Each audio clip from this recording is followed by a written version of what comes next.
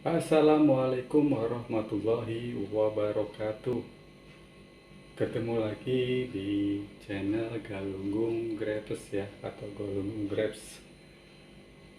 Di video kali ini saya akan membagikan tips ataupun membagikan tutorial bagaimana cara membuat VOC, mol ataupun pupuk organik yang serbaguna ya teman-teman. Dengan cara atau pembuatnya sangatlah mudah dan sangat simpel ya. Ini pupuk serbaguna bisa dipakai dengan cara dikocor ataupun disemprot ataupun dispray ya teman-teman.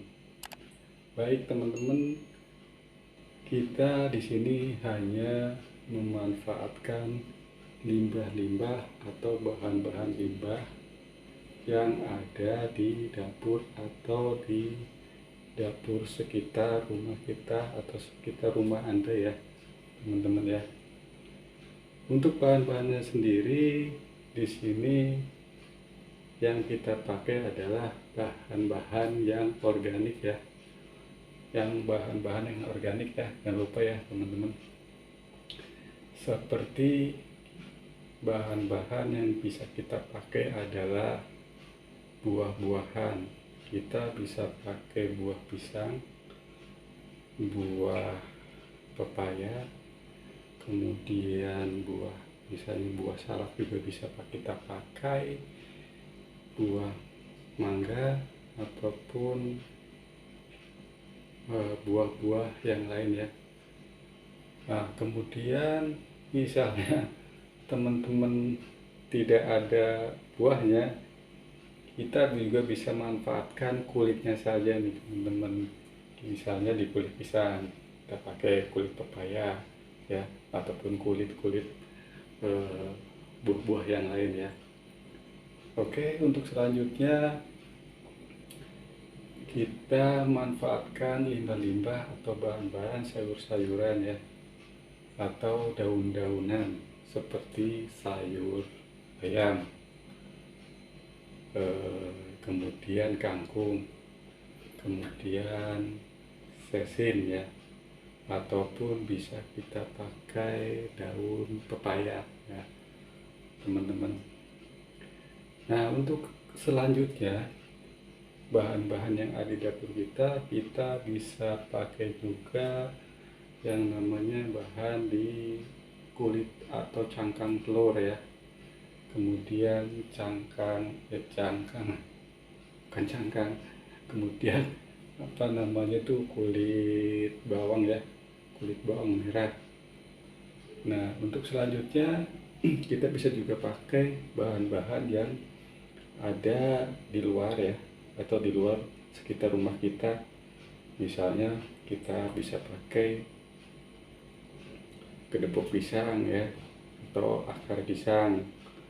Kemudian kita bisa pakai juga namanya eceng gondok ya. Eceng gondok itu manfaatnya sangat luar biasa nih teman-teman. Itu eceng gondok ada unsur atau mengandung unsur NPK ya, ada nitrogennya, ada fosfatnya, kemudian ada unsur kaliumnya.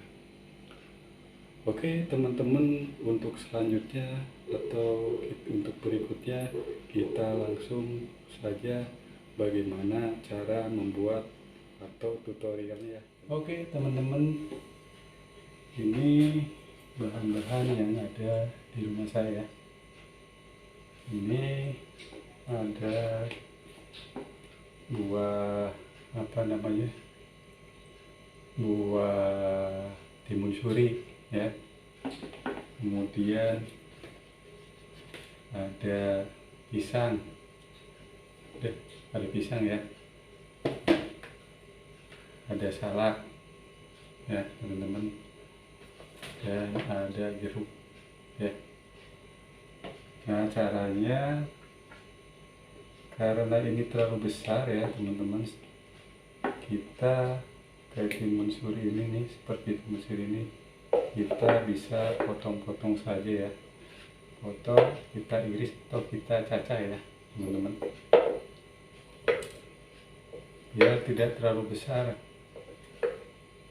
Kalau terlalu besar ini nantinya untuk penguraiannya itu terlalu lama ya. Sebenarnya sih bisa-bisa saja, misalnya teman-teman untuk bahan-bahannya langsung dimasukin atau nggak usah diiris juga bisa ya. Nah untuk saya sendiri nih, kalau untuk buah-buahan saya iris aja nih teman-teman, saya potong-potong ya, atau saya cacah, biar untuk proses penguraiannya itu nantinya lebih cepat lagi ya.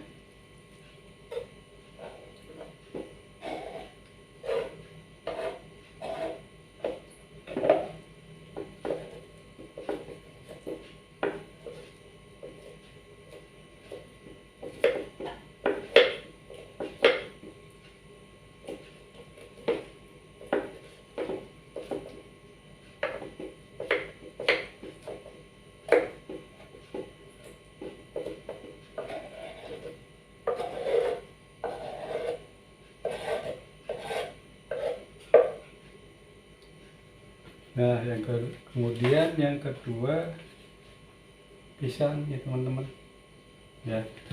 Ini juga pisang juga nih, udah terlalu lama nih, kita manfaatkan saja ya, udah sampai menghitam begini nih teman-teman.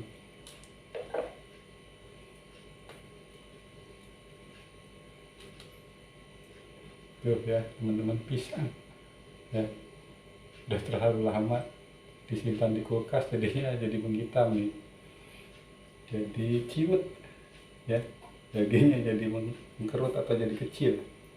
Oke, kita iris saja ya teman-teman ya, kita iris, kita potong-potong saja.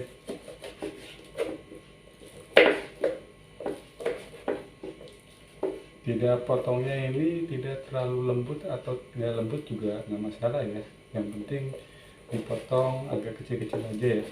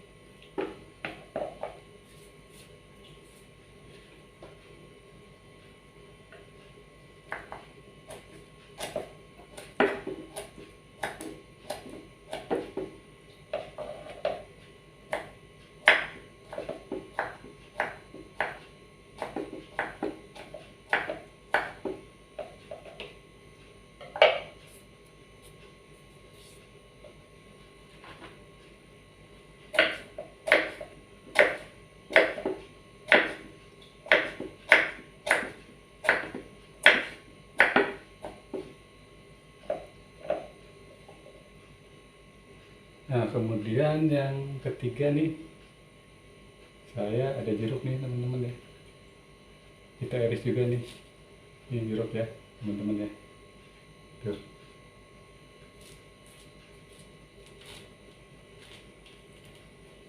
Ini jeruk juga bisa buahnya ataupun bisa kulitnya juga, nggak masalah ya. Nah kita iris juga nih teman-teman, kita cacah aja.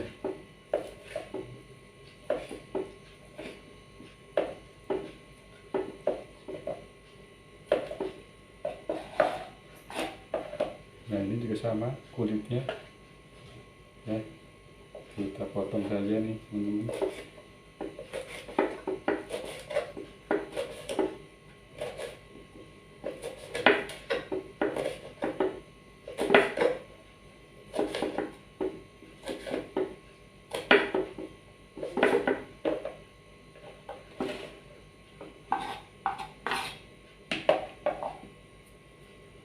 Kemudian ada salak ya teman-teman tuh.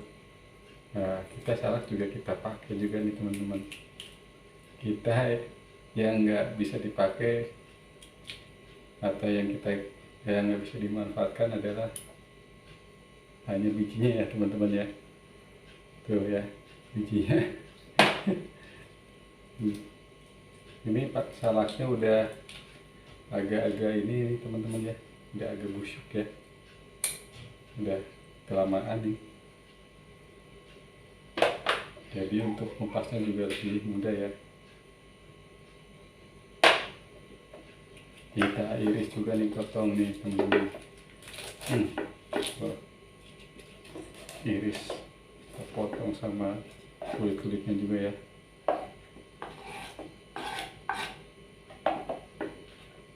Ini masih salak juga nih ya.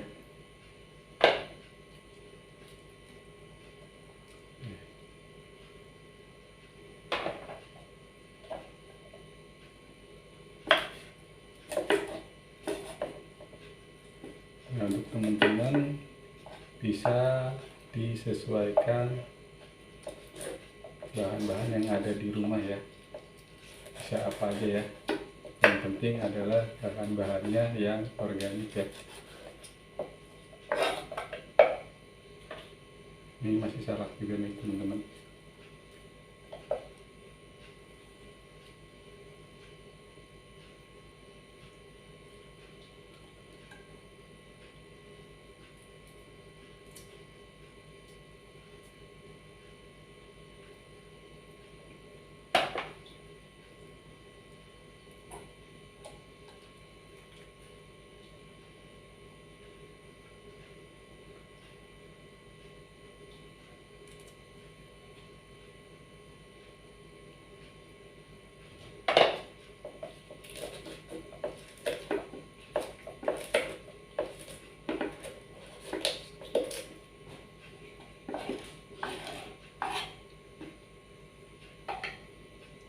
Nah, jadi seperti ini teman-teman, kalau sudah kita iris ya, tuh bahan-bahannya ya. Ini dari buah-buah salak ya, yang udah saya potong, yang sudah saya iris ya.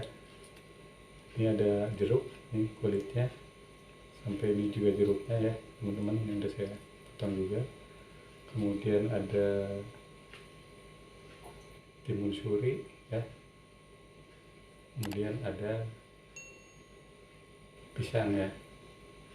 Nah, untuk selanjutnya nanti saya bisa pakai juga nih sayur-sayuran ya, seperti kangkung atau daun pepaya ya. Oke teman-teman, kita bisa langsung saja ya masukin bahan-bahan limbah dapur yang sudah saya iris-iris ya, dari buah-buahan, sayur-sayuran, dan lain-lain ya. Nah, inilah tempatnya nih teman-teman ya, tempatnya untuk nantinya buat POC mall ataupun pupuk organik ya teman-teman. Nah, kebetulan ini saya sudah bikin ya, ini POC nya udah sekitar 3 bulan nih teman-teman. Nah, jadi seperti ini teman-teman tuh. Nah, ini adukannya juga udah menghitam ya, udah lama juga ini, 3 bulanan nih.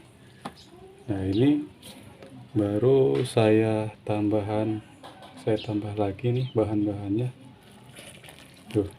Ini seperti melon teman-teman ya, tuh kulit melon agak lama nih karena saya satu buah nggak saya potong nih ya, jadi agak lama untuk terurainya. Nah, ini udah ada spora ya teman-teman, tuh sporanya berwarna putih. Nah, ini emang saya sudah bikinnya sudah lama, jadi untuk teman-teman, untuk pembuatannya POC mall ataupun pupuk organik itu sangat mudah. Sebetulnya kita tinggal cemplungin saja ya, kita masukkan saja ke sini nih teman-teman. Ini prosesnya nanti sekitar 2 minggu atau 20 hari. Nah, POC ini sudah siap kita pakai nih ya teman-teman. Nah, untuk POC yang udah jadi sebetulnya ini teman-teman ya. Punya saya nih ada, kemarin saya sisakan ada 1, 2, 3, 4, ada 4 botol nih teman-teman. Nah inilah pupuk cair ya atau POC yang bisa kita kocor ataupun di spray ya. Kalau saya biasanya nih bisa saya kocor ataupun spray nih teman-teman. Oke, kita langsung aja kita masukin ya buah-buahannya atau bahan-bahan limbah dapurnya ya, kita masukkan ya. Nah di sini kita ada tambahan nih teman-teman, ada melon ya yang udah saya iris-iris. Nah ini melon ini mengandung lumayan juga ya, ada namanya kalsium ya.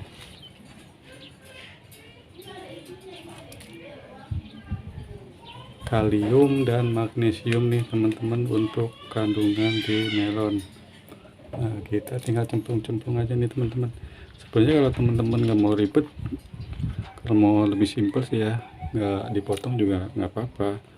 Cuman masalahnya kalau nggak dipotong terlalu besar ya. Kalau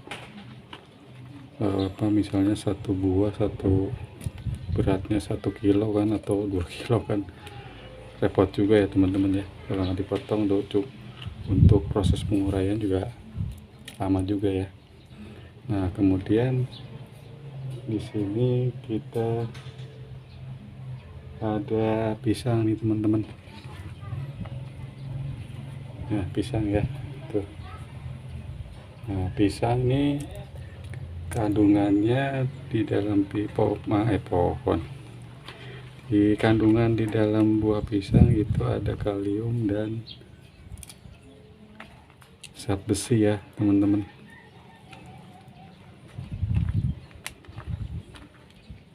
Nah kita masukkan saja gini, sangat simpel ya.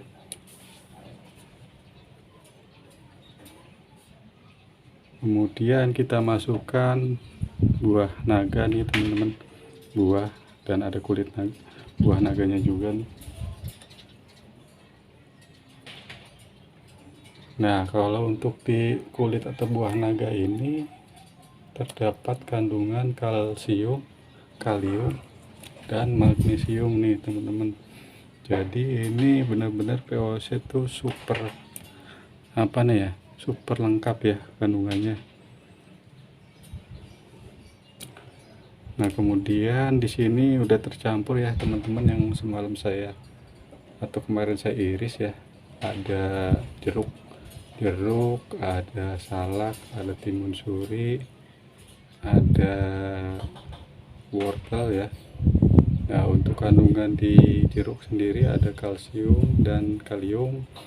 Kemudian yang agak lumayan lengkap ini kandungannya di buah salak.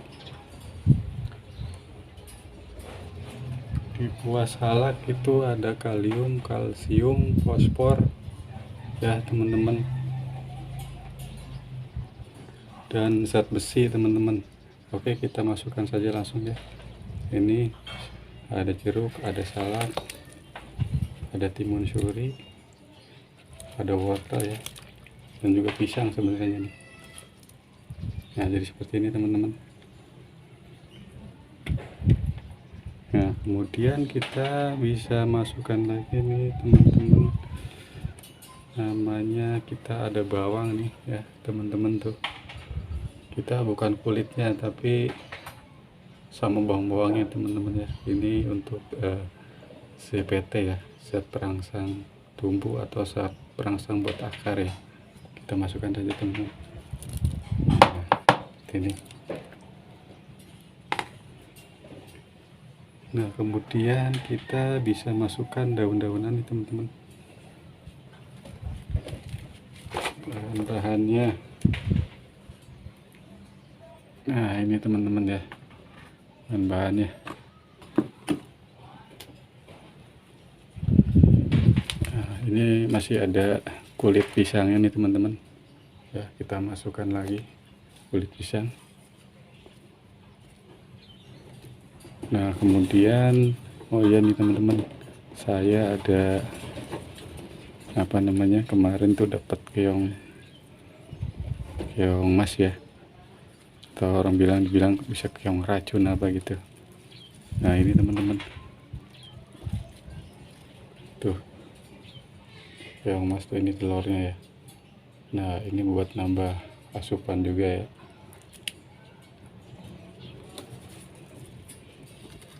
Nah ini teman-teman tuh, keong mas kita masukkan aja ya sama telur-telurnya nih teman-teman, nambah lengkap kandungannya teman-teman.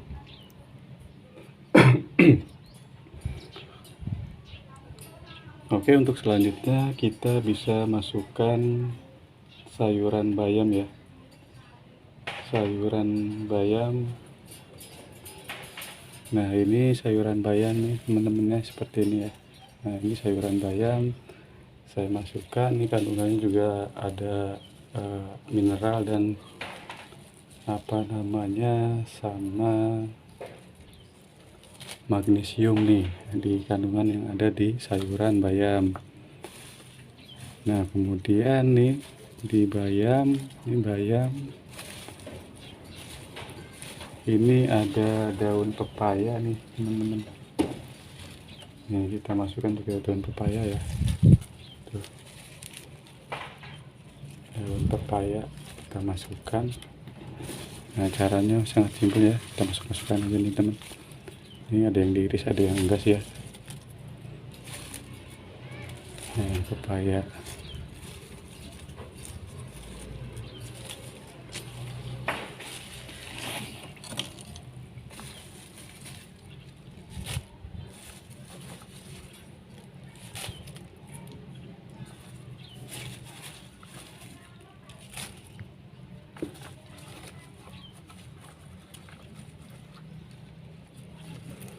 Nah kemudian ini ada kangkung.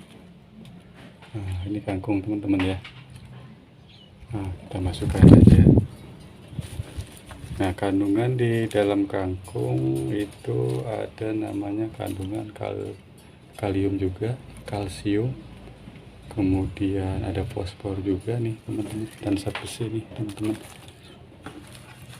Untuk di kangkung ada kalium, kalsium, fosfor, dan zat besi.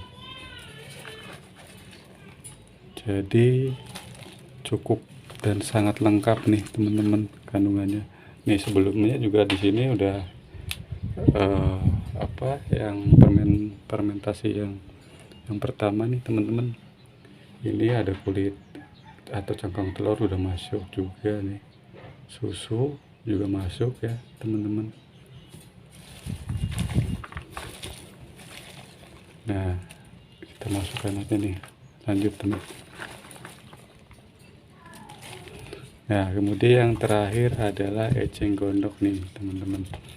Nah inilah eceng gondok yang kandungannya itu, yang videonya ada ya kemarin ya, saya bikin videonya ambil di danau nih, di sekitar danau di tempat saya nih teman-teman.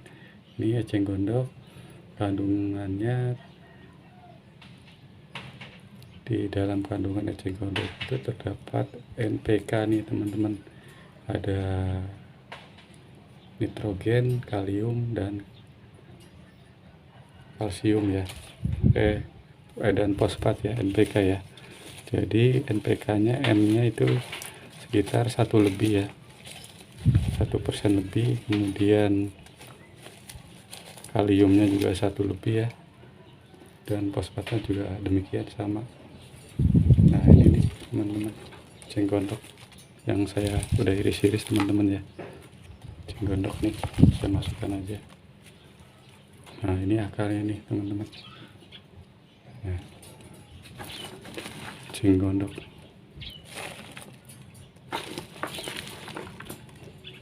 Wah, lumayan banyak ya, penuh nih satu ember nih. Ini ukurannya sekitar 40 liter nih teman-teman embernya.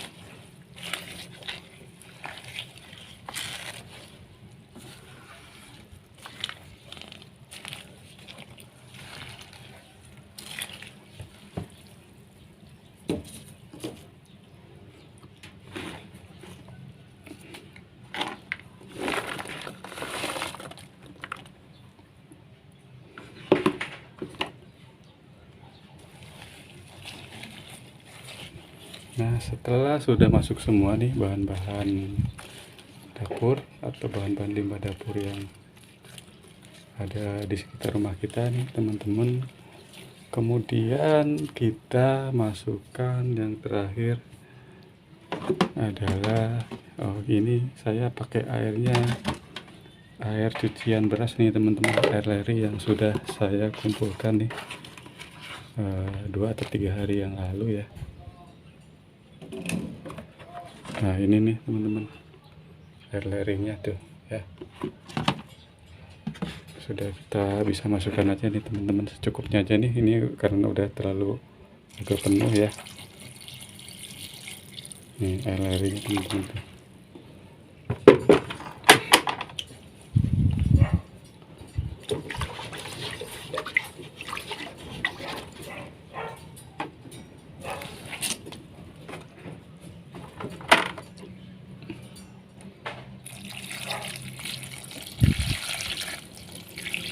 Air leri atau air cucian beras cukup ya teman-teman, udah hampir luber nih ya, udah penuh. Nah,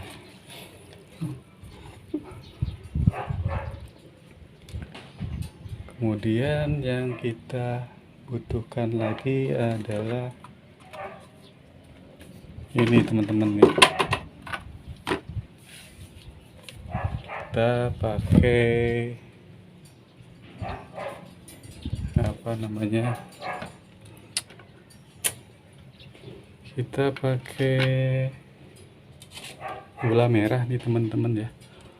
Ini gula merah yang sudah saya rebus nih teman-teman, nih saya pakai 5 butir setengah ya.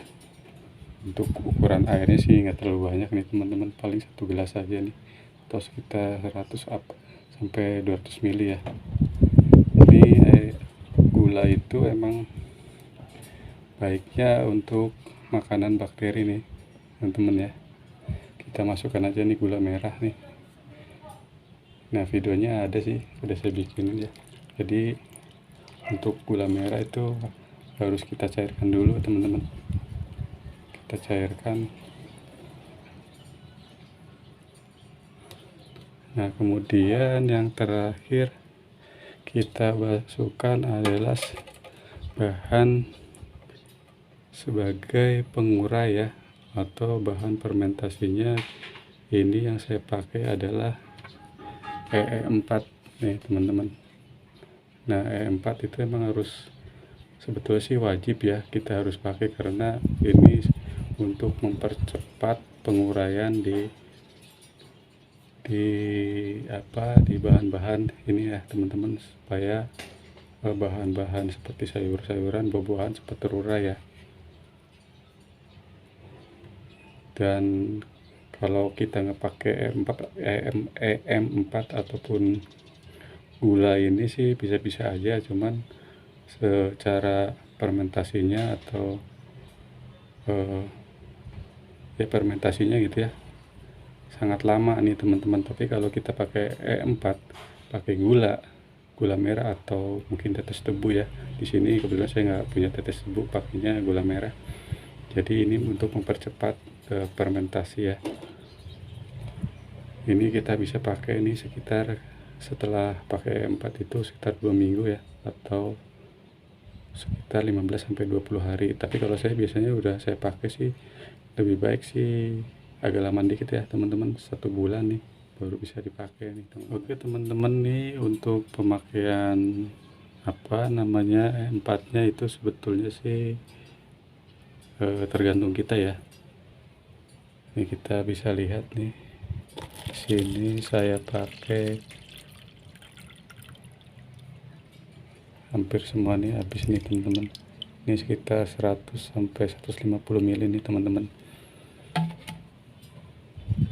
Nah ini ya teman-teman, semakin banyak nih E4 nya semakin baik juga nih, semakin cepat juga kalau E4 nya semakin banyak nih. Mungkin kalau misalnya 1 botol nih teman-teman pakai, itu bisa mengurangi bau yang ada di VOC ini nih teman-teman. Oke kita masukkan aja nih langsung teman-teman ya. Wangi nih teman-teman, E4 ya. Sebenarnya kalau untuk pakai E4 sih wajib nggak wajib ya, tapi kalau untuk saya sih wajib, karena ini untuk mempercepat penguraian atau fermentasi sebagai bahan starter nih teman-teman, bahan starter fermentasi ya. Nah, kita aduk aja nih teman-teman. Nah.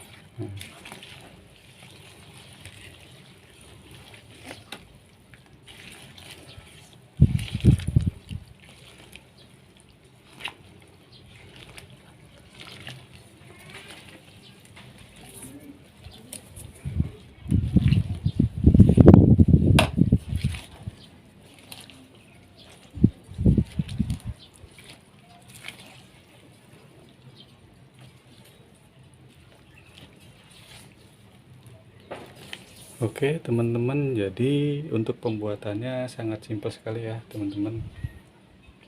Bila mana nih teman-teman di rumah punya bahan-bahan limbah dapur rumah tangga ya yang enggak dipakai, khususnya limbah-limbah yang organik, kita bisa pakai atau kita bisa manfaatkan sebagai untuk pembuatan VOC, MOL ataupun pupuk organik. Ini teman-teman, 1 ember sekitar 40 liter ini bisa kita pakai nih kurang lebih 1 tahun nih teman-teman, bisa lebih bahkan ya kalau ini sudah jadi ya.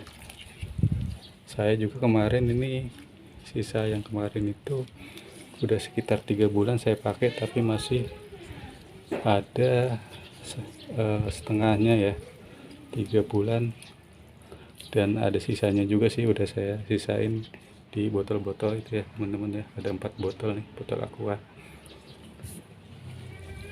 Jadi oke teman-teman, jadi untuk kedepannya nih setelah kita campurkan semua seperti ini, kemudian kita bisa tutup nih teman-teman ya, kita tutup rapat. Ini yang saya lakukan ya.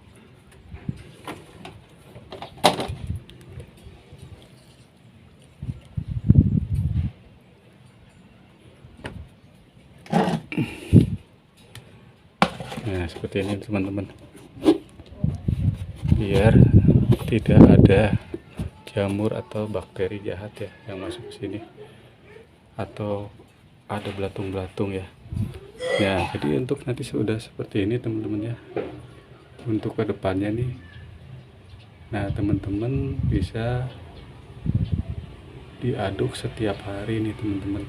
Jadi supaya kita aduk itu supaya si proses fermentasinya ya itu akan lebih cepat terurai lagi ya. Jadi bahan-bahan yang di atas bisa bergeser atau berputar ke bawah ya, atau bergantian ya, bahan-bahan seperti tadi ya, buah-buahan,